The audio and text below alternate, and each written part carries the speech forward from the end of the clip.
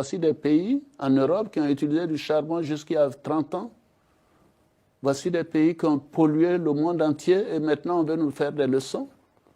Ah non, c'est pas acceptable. Le président Alassane Dramane Ouattara, président de la République de Côte d'Ivoire, est devenu panafricain. Difficile à croire, vous me le direz, mais c'est pourtant ce qu'il nous fait entrevoir lors de cette interview réalisée par une chaîne de la France-Afrique. Durant cet entretien, le journaliste avançait que certains rapports de l'Union européenne indiquaient qu'à cause du cacao, la déforestation a pris de l'ampleur ces dernières années. Ce qui revenait à mettre ainsi directement en cause sa gouvernance. Mais sa réaction ne s'est pas fait attendre. Vous savez, je pourrais faire un long développement là-dessus, mais je peux vous dire que ce n'est pas de l'intérêt de l'Union européenne. Vous savez, le monde est multipolaire aujourd'hui. Si les Européens ne veulent pas acheter notre cacao, il y a d'autres qui vont l'acheter. Si les Américains ne veulent pas acheter notre cacao, il y a d'autres qui pourront l'acheter. Alors, ce n'est pas en faisant des menaces, nous devons travailler ensemble à ce que le cacao soit durable. Voici des pays en Europe qui ont utilisé du charbon jusqu'il y a 30 ans. Voici des pays qui ont pollué le monde entier et maintenant on veut nous faire des leçons. Ah non, ce n'est pas acceptable. Nous sommes d'accord pour que le problème de l'environnement soit au cœur de ce que nous faisons.